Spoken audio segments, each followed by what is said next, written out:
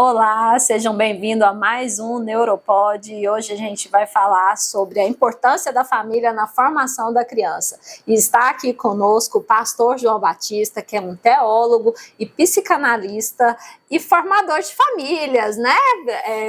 Sabe muito bem lidar com as famílias, aconselhar as famílias, e por isso que eu o trouxe aqui, além de ser um amigo pessoal também. Seja muito bem-vindo, pastor. A gente vai bater um papo aqui sobre família. E pode se apresentar? Primeiro eu quero agradecer, Ana, pela oportunidade e dizer para vocês que é uma honra estar aqui e poder compartilhar um pouco do aprendizado do dia a dia, exatamente lidando com famílias. Ótimo. Então vamos começar pelo começo. A importância da família na formação da criança. E eu coloquei como tópico aqui, ó, família, o início de tudo. Porque é na base familiar. A gente não vai se ater família A, família B, mas é na base da família que a gente sabe que a criança é formada. Eu queria ouvir um pouco da sua experiência enquanto porque na psicanálise, a gente sabe que, depois é um próximo tópico aqui, a gente sabe que a criança, o adulto é a criança que se foi, da criança que se formou. Então, e quem que estava ali na formação da criança, né? Na verdade, se nós analisarmos o contexto da família, a família, como você disse, é o início de tudo, a base. É o centro da experiência ou das primeiras experiências do ser humano. E desde o princípio que Deus instituiu a família, ele fez com um propósito, né? Um propósito. E o propósito primário da família é o ser social. Se nós observarmos a preocupação de Deus no primeiro casamento, ele vai dizer, não é bom que o homem esteja só. Far-lhe-ei uma adjutora. Ou seja, este ser social, carente do outro, necessitado do outro.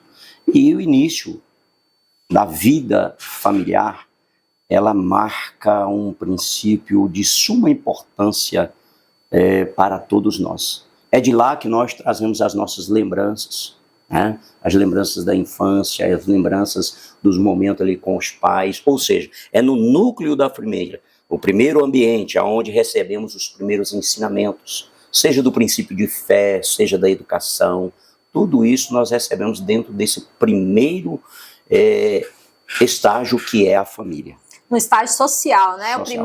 O primeiro ambiente social, então, que a criança recebe é esse núcleo familiar. E depois eles vão para a escola. E aí, na escola, reflete aquilo que foi dado em casa, né? Na família, no seio familiar, é isso? Exatamente. Quando nós pensamos em educação, nós logo lembramos dos educadores da escola. Mas vamos pensar na educação no conceito familiar, onde a criança vai aprender sobre o primeiro não, onde a criança vai receber o cuidado, a proteção, e essa proteção em todos os níveis, o cuidado com a criança no dia a dia, mas o cuidado com a formação do emocional dessa criança, é onde ela recebe a base das primeiras coisas de tudo, do amor, do respeito, né, da convivência. Tudo isso se aprende nesse primeiro núcleo, que é a família. Depois, então, a escola, que é como nós falamos, né? Onde eles serão levados aos educadores para o ensinamento. Mas as primeiras atividades, ou os primeiros aprendizados, é em casa com a família. Com a família, isso. E aí eu coloquei como próximo tópico aqui, como as famílias viam a escola antes e como elas veem hoje. Porque assim, se a gente olhar antigamente, não muito antigamente, na época da minha mãe... Verdade. A gente tinha um tipo de escola, né? Então a gente tinha uma escola mais conservadora, né? Uma escola em que via a criança não como um protagonista da sua aprendizagem. Hoje a gente vê uma escola diferente. Hoje a gente tem uma escola em que as crianças têm mais voz. Mas isso também traz alguns problemas, porque a gente sabe que a família, como a família, ela trabalha muitas questões de educação em si, mas ela também está deixando a desejar algumas coisas, que a criança está vindo com problema para a escola. Então, como que era? O que você via isso, assim? Porque da sua época, vamos colocar assim, da sua época de escola para hoje, da época dos seus netos. Quais são essas diferenças? O que teve aí nessas nuances? Olha, isso mudou bastante.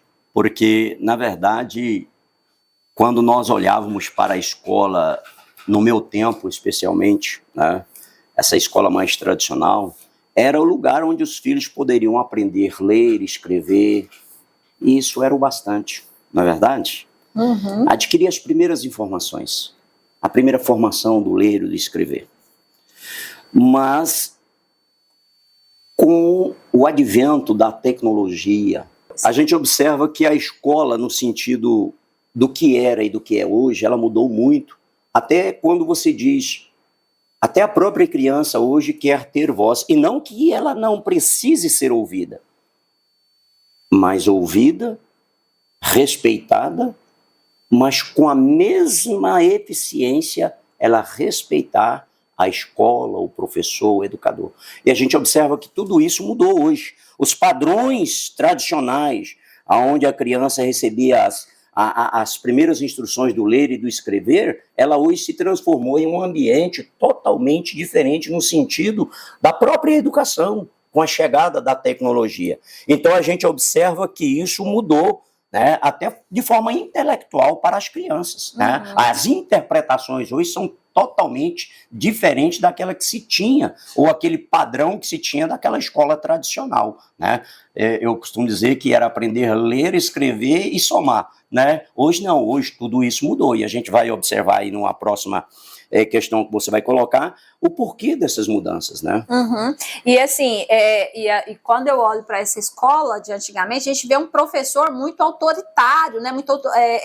E a gente hoje precisa exercer uma autoridade sem ser autoritário. Então, isso é uma grande mudança que teve de lá para cá. Então, a gente ainda precisa ser visto como uma autoridade, alguém que sabe o que é para ser feito, como repassar essa informação para as crianças, mas sem ser autoritário. Então, a gente pode sim dar voz para as crianças, né? E assim como a família também pode dar voz aos seus filhos, mas sabendo que quem é a base ali do núcleo familiar é o pai e a mãe, eles que definem o que as crianças podem falar, o que eles podem fazer naquele momento. Porque se a gente cria, e hoje eu vejo muito isso lá na escola, a gente tem muitos reizinhos, né? Então, assim, adoro, sou apaixonada nas crianças, eu acho que são mesmo preciosidades que estão ali nas nossas mãos, mas a gente precisa saber direcionar, eles não têm bagagem de conhecimento para saber discernir o que está certo e o que está errado. Nós, enquanto adultos, é que temos que direcioná-los, né, para esse caminho. Então, essa questão da família de antes e agora, a gente tem que olhar para o autoritarismo, mas a autoridade não pode se perder. Exatamente. E quando você coloca isso com muita propriedade, eu preciso dizer a todos vocês que nos assistem que talvez seja um momento de reflexão sobre isso. Porque a formação da escola tradicional, a participação familiar ela era muito limitada, não é verdade? Uhum. Havia muito pouco participação efetiva dos pais ou da família em relação à escola. A escola era vista como aquele ambiente onde havia uma autoridade e aquela autoridade iria gerir aquela situação. Mas com a modernidade, e a escola entendeu a importância de envolver a família, né, no contexto da educação, na escola, e isso é muito importante, mas gerou esse outro tipo de situação. Porque como é que os professores eram vistos? Né? Eram vistos como autoridade intelectual, né? E aquilo ali, os pais não questionavam, as crianças não questionavam, era uma decisão da escola, era uma forma. Hoje não, hoje até o desenvolvimento pedagógico de uma escola, os pais têm mais interesse por isso, querem saber mais, querem exigir mais, mas aí entra exatamente o que nós estamos colocando, o perigo de tornar isso um desequilíbrio para a criança. Da criança, de repente, se vê como alguém mais importante do que o professor numa sala de aula. E, infelizmente, é onde nós temos visto muitos desequilíbrios na sociedade, até mesmo, lamentavelmente, você como educadora sabe disso, até de agressão de pais, né, aos educadores, o que traz um retrato de uma sociedade totalmente desequilibrada, doente. E isso afeta a escola, afeta as crianças, afeta de uma forma geral. Por quê? Porque quando se desrespeita um professor, né, o que nos resta, então, para que seja respeitado? Uhum. E isso é ensinado, né, pastor? Isso é ensinado. Então, assim, essa questão do respeito, porque a gente olha para uma criança que às vezes falta com respeito com o professor, mas o que essa criança aprendeu em casa? Olha tanto que é importante a família. O que essa criança está vindo de casa? Como que é essa questão do respeito em casa? Porque uma coisa é eu dar voz para ela e saber ouvi-la. Outra coisa é você estar certo em todos os momentos. Falar para a criança que ela está certa em todos os momentos. E sendo assim, ela vai refletir na escola, vai refletir na igreja, vai refletir esse comportamento em outros ambientes. E uma coisa que o senhor falou também sobre a tecnologia, que às vezes fica ali, que mudou também essa questão da educação, e eu venho falando isso muito, não estava nos nossos tópicos, mas claro. mas é uma questão importante a gente abordar aqui, e eu falo constantemente isso com os nossos professores, a gente precisa humanizar mais a educação. Porque eu olho também para a escola antes, vejo muitos problemas, muitos defeitos, mas a gente via uma educação mais humanizada. Detalhe, tá? Tinha palmatória, tinha outras coisas, né? Tinha. Mas a gente tinha uma humanização, tinha uma relação mais próxima. E hoje a gente trabalha o socioemocional, hoje a gente trabalha a inteligência emocional, que é tudo uma questão de humanizar as relações. E a gente vê que precisa disso o tempo inteiro. Então é como se eu olho muito para a tecnologia, para esses fatores que a escola precisa estar trabalhando, precisa estar antenado nessas mudanças de olhar para o futuro e trabalhar essas crianças para o futuro, para que elas sejam profissionais do futuro. Mas o que está faltando no profissional do futuro? Humanização. A gente vê essa inter-relação que eles não estão sabendo, cada um está individualista. Eu ouvi uma professora, uma educadora, um tempo desse atrás, a professora Arlete, ela falando exatamente sobre essa questão da humanização. Porque como é que eu poderia resumir um pouco a escola tradicional? A educação focada em disciplina e memorização. A verdade era essa. Uhum. E por que eu coloquei, às vezes até de forma inadvertida, a questão tecnológica, mas ela serve para a gente amparar alguns argumentos, é que as crianças já chegam hoje na escola com muitas informações. Sim. Elas vão lá para aperfeiçoar, vamos dizer assim, o aprendizado do ler, de escrever, desenvolver a disciplina. Uhum. Mas aí entra a questão de que elas já chegam na escola com muitas informações. Informações de fora e de dentro. E quais são as informações? Olha, as informações lá fora são as maravilhosas. Porque o mundo tecnológico, ele é, aos olhos humanos, sedutor e quase que perfeito. Mas e a realidade que eu vivo dentro da casa? E a realidade que essa criança vive dentro de casa? Sobre regras simples que nós falamos sobre o amor, o respeito, a compreensão, né? Tudo isso mudou.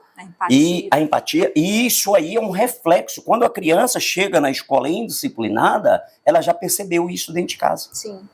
Quando a criança é praticante de algum tipo de rebeldia na escola, aonde é que ela adquiriu esses primeiros hábitos? Se não na convivência familiar. Então é por isso, a criança já chega com uma certa formação. Isso sempre existiu, sempre, mas de forma mais moderada no passado. Hoje ela está de forma exacerbada, né? A criança já chega na escola, desculpa a expressão, mas ele já chega dando piti, né? Por quê? Porque ela já está com excesso de informação e com o núcleo familiar desajustado. E isso vai refletir profundamente dentro da sala de aula, né? Com as crianças. Sim, sim. E eu, enquanto educadora, sei que existem outros fatores também que envolvem essa questão da educação. TDAH, hoje a gente tem TOD, claro. A gente tem autismo, tem outras neurodivergências que atrapalham também essa questão da educação familiar. Isso. Então, assim, nem tudo é por conta da família, claro. Mas parte disso é determinada pelo núcleo familiar, sim. A claro. Gente sabe que existe uma porcentagem. Hoje mesmo eu estava assistindo um vídeo e falando da questão da empatia. E falando que é o neuropod, né? Então a gente fala dos neurônios, do cérebro, da neuroplasticidade. Então, falando essa questão da empatia, que a empatia, ela precisa ser incentivada em casa, incentivada na escola, para que haja cada vez mais essa formação altruísta, que isso é ensinado. Então, se dentro de casa ou na escola ninguém ensina essa formação, a criança não vai ter o olhar empático para o outro, solidário, com compaixão, né? Exatamente. Então, essa formação humanística, ela precisa existir dentro da escola, precisa existir na família. Mais alguma colocação? Não, é apenas para colocar que, igual você falou, a ênfase em habilidades, né? socioemocionais. Uhum. Se nós não atentarmos um pouco para essa questão da emoção, ou das emoções, né, a criança ela não vai se dar por satisfeita apenas em a tarefa diária, a didática do ensino lá Não, ela vai precisar de algo mais. Talvez esse olhar humanizado que você está falando. Uhum. Eu sei que nós não temos tempo suficiente, mas uma coisa que me marcou muito quando eu estudava, e eu era adolescente, um dia eu cheguei na escola bastante triste, e eu não me lembro bem o nome da professora, mas era minha professora de português, e ela era aquela pessoa maravilhosa. E ela olhou para mim e disse: João, você está triste hoje? Eu achei aquilo incrível, sabe? Uma professora, ela olhou para mim e ela teve um olhar, sabe, de amor, de cuidado. E eu disse para ela alguma coisa no sentido que eu estava passando, e ela olhou para mim e disse: João, deixa eu te falar uma frase que você nunca mais vai esquecer. E tanto é verdade que hoje, aos 63 anos, eu não me esqueci. Uhum. Ela disse assim: olha, a nossa vida ela é feita de fases, e as fases, sejam elas boas ou ruins, elas passam. E aquilo trouxe um alívio no meu coração. É exatamente o olhar empático, né? Sim. É aquela pessoa que vê além do caderno, além do exercício escolar. Ela vê diante dela uma criança, mas um ser humano, que muitas das vezes vem cheio de carência para a sala de aula. Uhum. Né? E graças a Deus lá na escola a gente procura muito ter essa condição de acolhimento, de ter um olhar empático. Esses dias mesmo a gente fez alguns vídeos com alguns pais e foi unânime a questão do acolhimento. Isso me deixou muito feliz, porque assim, a gente fica, eu falei com a diretora, eu falei assim, a gente fica criando projetos, trazendo tecnologia, trazendo inovações, aulas diferentes, aula maker, aula PEC, tudo, inglês todos os dias, trazendo todas as inovações. Quanto o que mais chamou a atenção das famílias, sabe o que foi? Acolhimento. E o acolhimento é gratuito. É gratuito. Olha que lindo isso. A gente se emociona lá na escola quando a gente falou isso para os professores, porque é tão simples, mas isso é tão... as pessoas estão carentes disso, Exatamente. da pessoa olhar para o outro e saber, compreender, e as crianças amam chegar na escola e a gente cumprimenta e chama pelo nome. Às vezes eu estou distraída, conversando alguma coisa e passa uma criança sem eu cumprimentar. Na maioria das vezes eles não me cumprimentam, mas eles sabem o dia que eu não cumprimento eles. Exatamente, é isso mesmo. E outra coisa, Yane, que eu acho assim, muito interessante, que me permita me dizer que nós já tínhamos dificuldades ou problemas emocionais antes. Sim. Mas com o advento da pandemia, Sim. isso enfatizou. Avolumou, sabe? Então, o pós-pandemia, onde os professores se reinventaram, a escola se reinventou, os pais se reinventaram. Então, hoje, o que mudou nessa questão? É que a escola hoje ela é vista muito mais como uma parceria, exatamente, não é só mais para ensinar a ler e escrever, mas para cuidar dessa criança, com esse olhar empático, com esse amor, né? Às vezes, quando a gente vê falar de alguma tragédia numa escola, a gente lamenta tanto, a gente entristece tanto, né? Mas esses frutos, ou este evento, ele foi produzido em razão do quê? De onde é que surgiram essas primeiras, né, ênfase para se chegar a esse extremo?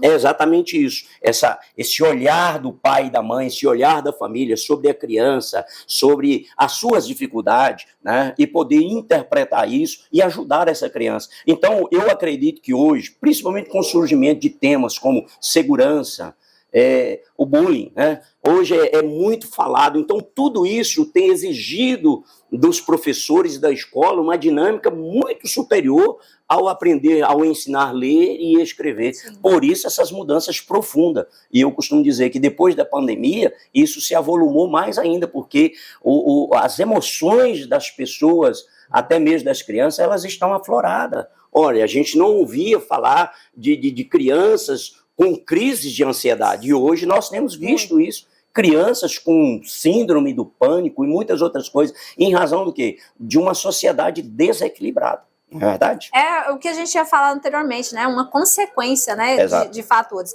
Mas agora, pegando o gancho aqui da psicanálise, da sua formação recente em psicanálise, vamos falar um pouquinho sobre isso. Eu coloquei como tópico aqui a importância do cuidar, amparar, ser apoio para o inconsciente da criança que refletirá lá no futuro.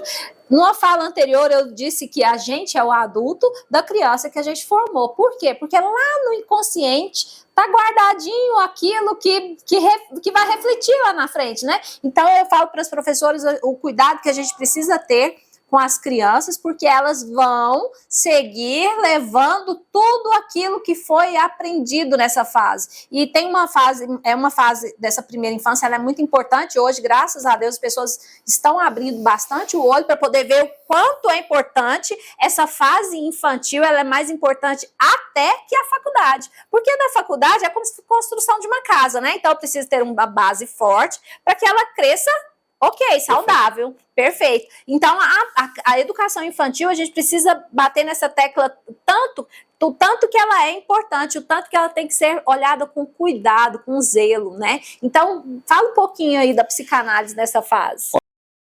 Olha, o inconsciente, ele é moldado pelas primeiras experiências. A gente sabe disso.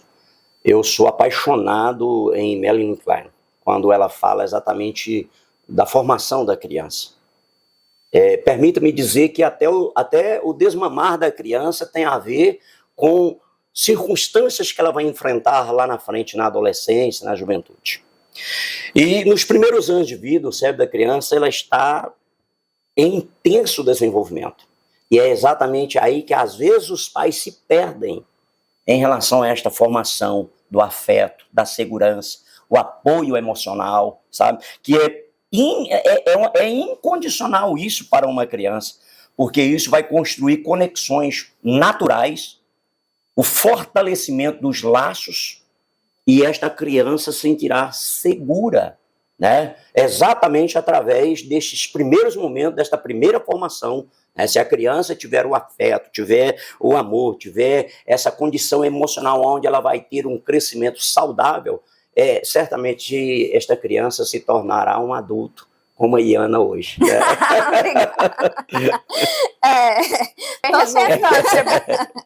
Mas é importante mesmo olhar, e eu vejo, esses dias eu assisti uma palestra,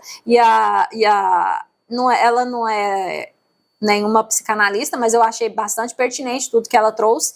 Ela falou assim, olha, esse negócio de muitas vezes psicólogos falam, deixa no berço, chorando, o bebê, até que ele canse, e ele vai parar, porque ele precisa aprender a dormir longe de você, não é justo com seu marido você deixar o filho atrapalhando. Então, assim, só que eu nunca consegui fazer isso com meu filho, até os 3 anos de idade, eu não nego isso pra ninguém, ele dormiu no meu quarto. Quando ele já estava não cabendo mais na cama, eu coloquei um colchão no chão e ele dormia no meu quarto. E eu vou te ser sincero, quanto foi difícil quando eu consegui passar para o quarto dele. Eu que queria ficar perto dele. Claro, a dificuldade maior era minha, porque aí parece que quando... Olha para você ver, tanto que é difícil essa situação. Quando eu passei ele para o quarto dele, aí eu tive a sensação que os pais têm quando levam a criança a primeira vez para a escola. Como se eu estivesse deixando um ambiente totalmente diferente. Porque ali do meu lado eu estava vendo, se ele precisasse, se ele chamasse, eu estava escutando, porque eu sempre tive um sono muito pesado, então eu tinha medo de não acordar se ele me chamasse. Então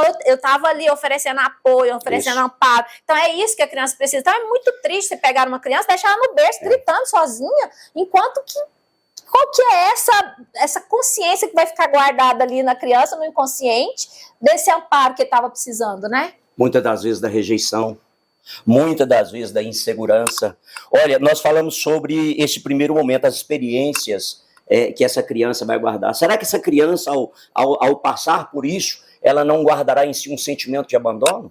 Isso tem que ser feito de forma natural, aceitável, para que a criança não crie dentro de si um monstro. Né? Que amanhã certamente trará para ele momentos de ansiedade, não é verdade? Então, assim, é por isso que eu busquei formação na psicanálise, porque a gente consegue interpretar um pouco isso com mais profundidade, sabe? Com um olhar mais profundo sobre o porquê disso e como fazer isso. Não é que você não vai fazer, você fez, ainda que com o coração partido, mas você deu início a isso e desenvolveu um processo. Isso resultou em quê? Resultou na segurança que o teu filho tem hoje. Agora, quantas crianças inseguras nós temos hoje? Quem sabe não é fruto exatamente de conselhos como esse. Né? Então, a criança ela precisa ter no ambiente familiar esta segurança. eu sei que nós não temos tempo, mas, por exemplo, a maioria das crianças que desenvolve a ansiedade foram crianças que tiveram dificuldade de parar de urinar na cama,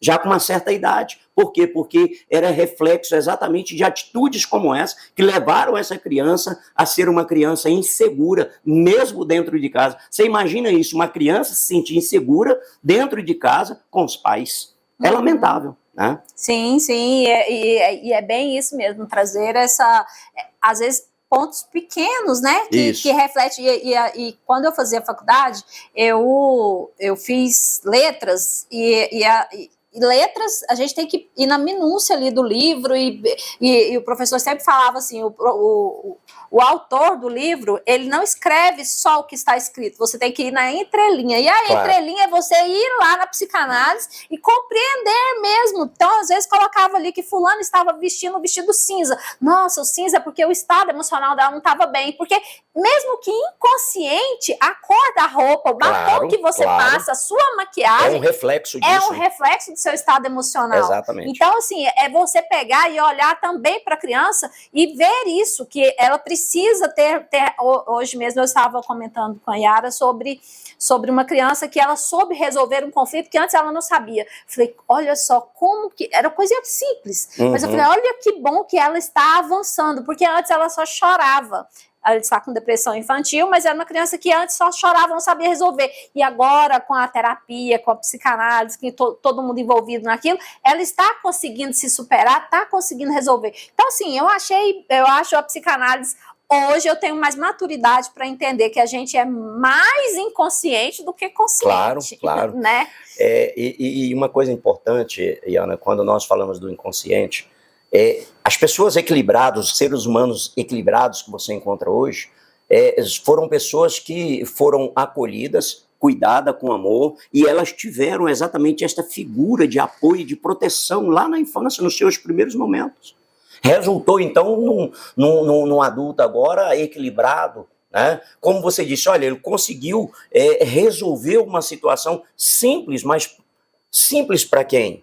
Para nós que o vimos, mas para ele aquilo tinha um significado, um grau de dificuldade enorme. Então é o olhar que nós temos que ter sobre isso, sabe? Por quê? Porque nós, os adultos, nós somos o espelho dessas crianças. Então, se eu agir com uma criança dentro de casa com aspereza, é claro que ele vai absorver isso com os coleguinhas na escola, com os professores, em todo o lugar onde ele conviver, ele vai refletir aquilo que ele recebeu dentro de casa, porque, afinal de contas, o adulto é o espelho da criança, na sua primeira formação. Sim.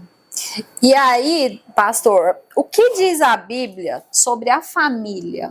Como os pais podem estar presentes mesmo trabalhando tanto? Porque assim, antes a gente tinha uma família, né, constituída de pai ia trabalhar fora, a mãe ficava em casa cuidando das crianças, era isso. E desde a pré-história, a gente tem esse caçador que ia para caça, que ia atrás do alimento, e a mulher ficava em casa cuidando, preparando os alimentos, cuidando das crianças, né? Então, assim, é histórico, mas, gente, agora houve uma mudança, de uns 40 anos para cá, houve uma mudança nessa concepção. A mulher precisa trabalhar fora, mas ela precisa também estar dentro de casa, ela precisa estar presente na vida do filho. E como que ela vai conseguir controlar isso? O que você tem para nos dizer aí? Como que consegue essa matemática? Para te falar a verdade, eu estava ansioso para chegar nessa parte.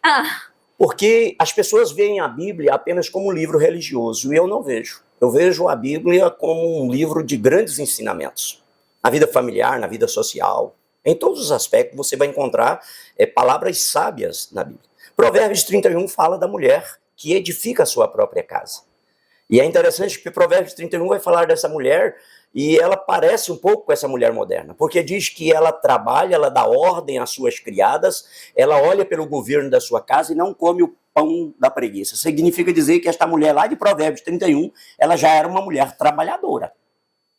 Ela organizava as tarefas em casa, né? Agora, a questão é não se perder. É melhor se ter qualidade do que quantidade. Quantos pais que têm quantidade de tempo e que não é o bastante? Quantas mães ou quantos pais que não têm tanto tempo, não têm vamos colocar essa quantidade de tempo para oferecer, mas ele tem qualidade. E aí, quando nós falamos de qualidade, nós estamos falando de criar momentos em família. Nós criarmos momentos até mesmo no sentido espiritual. Por que não dizer? Nós não estamos aqui falando de religião, nós estamos falando de Deus, nós estamos falando de termos um momento espiritual em família. Nada mais do que você, quem sabe, em algum momento, tomar a mão dos filhos, o cônjuge, e orar o Pai Nosso, e mostrar o significado daquela oração. Então, se os pais equilibrarem a qualidade do tempo pela quantidade, eu tenho certeza que a gente consegue conciliar, ainda que seja difícil, nessa vida corrida. Eu tenho um amigo que ele costuma dizer o seguinte, ele diz para mim assim, pastor João, até quem não tem nada para fazer hoje vive numa correria, né? Então significa dizer que a vida é corrida em todos os âmbitos, mas se nós atentarmos para a qualidade e não para a quantidade, a gente vai observar que a gente consegue sim conciliar as duas coisas, apesar de reconhecer a dificuldade disso. Sim, eu acho que quando a mãe trabalha e tá com o filho ali naquele momento, larga o celular, esteja com ele, pergunte como foi o seu dia, participe do dia, mesmo que você não esteve com ele o dia todo, mas é um momento também de compartilhar, de participar, né, da vida da criança. Olha para você ver a oportunidade que você me deu. Na minha formatura agora em São Paulo, nós ficamos lá 3 dias. E no segundo dia eu fui com um sobrinho meu buscar o filho dele na escola. Foi eu, minha esposa e ele. E o trânsito de São Paulo não é brincadeira. Nós ficamos aproximadamente 50 minutos no trânsito. Pegamos ele na escolinha por volta das 17 horas e fomos para a casa dele. E minha esposa desenvolveu uma brincadeira com ele dentro do carro. Logo que ele entrou, ele já queria logo dormir, mas minha esposa começou a brincar com ele, eles foram conversando, e ela falando para ele olhar a cor do carro, aquela coisa. E o certo é que nós chegamos lá e ele não havia dormido. E o meu sobrinho ficou maravilhado com aquele, disse, tia, nunca consegui isso. Entrou no carro, ele dorme. Mas será que ele procurou desenvolver isso? Até o tempo, o trajeto do pai com o filho para a escola pode ter um significado de qualidade, não é verdade? Sim. Então, é pequenos pontos que nós não observamos, mas que eles são significativos. Sim. Então, é um momento de estar conversando ali, indo para a escola, às vezes até revisar conteúdo. Não é verdade? É o momento que teve ali, não, vamos estudar para a prova, vamos revisar aqui, mas é um momento de partilha, de estar conversando, porque eu lembro que meu filho, hoje não mais, porque o conteúdo dele já está no último ano do ensino médio, já não me pertence mais saber daquilo, mas quando ele me pedia, mãe, toma de mim, ele estudava e via com o caderno, toma de mim, eu via que aquilo era um momento que ele queria estar próximo de mim, então porque ele queria que eu participasse daquela construção do conhecimento. Então isso era bem bacana ter esses momentos, porque eu também sempre, uma correria danada, mas sempre encontrava momentos de estar junto. E Ana, em um programa anterior, eu afirmei isso, e todas as vezes que me vem à memória, eu me emociono um pouco, porque essa questão de ter tempo, será que é porque não temos ou porque negligenciamos? Eu, quando pastor aqui na Igreja do Jardim Novo Mundo, havia um pai que levava a criança todos os domingos na escola bíblica dominical, deixava lá e quando terminava ele ia lá e buscava aquela criança. E o certo é que aquela criança, a vida dela foi ceifada tragicamente aqui na BR-153 e a avó, por entender que aquela criança gostava muito de ir à igreja aos domingos, pediu para mim e me convidou para estar lá na cerimônia fúnebre daquela criança e eu fui. E eu, ao chegar ali, eu me emocionei muito, porque aquele pai olhou para mim e disse, pastor, o que eu vou fazer agora? Ontem, quando eu cheguei em casa, ela pediu, pai, vem brincar comigo, mas eu disse para ela que não tinha tempo. E agora, pastor, como que eu vou fazer? Agora eu não posso brincar mais com ela. Então nós precisamos perceber se eu, de fato, não tenho tempo, ou se eu estou negligenciando essa carência da criança que está tão perto de mim. Prioridade, não é verdade? A prioridade. Não é? E o tempo inteiro eu falo dessa questão da prioridade, porque quem escolheu ter filhos fomos nós. Então a gente precisa priorizar o tempo para eles também. Então, assim, eu preciso trabalhar? Preciso. Mas se for preciso trabalhar menos para que eu tenha mais tempo com ele, isso é um momento também de repensar. Exatamente. Porque essa fase dele vai passar. E assim como a fase que ele dormia comigo e eu recebia muita crítica, ele dorme no seu quarto, você está impedindo ele de crescer. Sem eu falei dúvida. assim, eu não conheço nenhum adulto que dorme com os pais, a não ser que ele tenha algum tipo de deficiência. Eu respondi só isso. Claro. Então, era para mim, eu estava satisfeita. E a mulher, esse olhar feminino, esse olhar maternal, a gente precisa muito seguir a nossa intuição, porque muitas vezes a nossa intuição, o nosso olhar maternal vem lá da nossa mãe, da forma como fomos educadas também. A sensibilidade, né, da mãe, da mulher, ela vai muito além daquele cuidado que o pai tem. A sensibilidade é perceber, não é só o exterior, é o interior. Né? E a carência da criança, muitas das vezes, ela não se manifesta de forma tão clara, ela não se evidencia de forma tão clara. Então, esse olhar sensível da mãe, da mulher, ela acaba trazendo exatamente esse cuidado de poder perceber, quem sabe, não o exterior, mas o coração da criança. É bem isso. É bem isso. Pastor, nosso tempo já está acabando.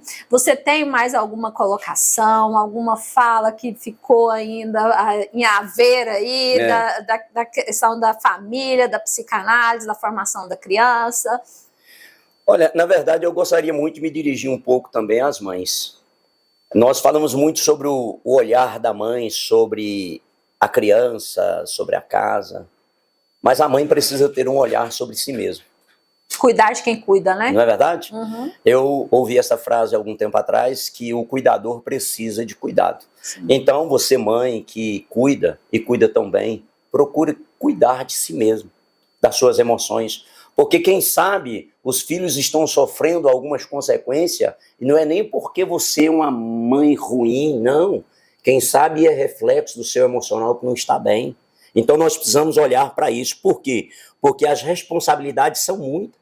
E a mulher se divide em várias tarefas e quase ao mesmo tempo. Sim. Então, se esta mulher não tiver um olhar para si mesma, se cuidar, se projete no espelho, dê uma olhada, vê como é que você está agora e como você estava há algum tempo atrás, isso certamente fará você refletir um pouco sobre a necessidade que você tem também de cuidar de si mesmo. Sim, autocuidado, autoavaliação, né? E tudo isso reflete nas pessoas que estão em volta. Sem dúvida. Então, ontem mesmo eu estava conversando com uma mãe e ela falando para mim tanto que é difícil, que até para ela ir ao médico, ela tem que ver primeiro quem fica com o filho menor. Não é verdade? Então é muito difícil para nós mulheres saber conciliar tudo isso, né? Então, assim, e todas as vezes que eu vou conversar com as mães, elas choram, eu falo, não precisa se culpar. Não está acontecendo, não foi porque você não conseguiu. Estou aqui para te ajudar, ofereço apoio e jogo a responsabilidade para o pai também, sabe? Chama o pai também, porque a mulher carrega muito isso. Eu preciso trabalhar, eu preciso cuidar da criança, eu preciso dar conta da casa, eu preciso dar conta de tudo. E a carga fica pesada. Só o fechamentozinho do que você disse anteriormente. Você observou, então, que a escola hoje é uma parceria? Quando você tem esse olhar sobre a mulher e diz, olha, não precisa se culpar, você tem noção do que isso significa para ela? Significa muito. Porque, quem sabe, ela está se culpando, né, de forma imerecida, porque ela fez de tudo, mas não conseguiu lograr êxito. Mas uma palavra como essa faz refletir, não, pera um pouquinho, eu fiz, só não consegui, mas vou conseguir. Então isso é muito importante. Então eu vejo hoje essa mudança de escola muito mais como uma mudança de parceria. Já não é mais aquele olhar apenas do aprender, ler, escrever e somar, mas uma parceria para que nós possamos cuidar um do outro como seres humanos. Sim, e que assim seja. Assim seja. Amém. Tchau, tchau, até mais.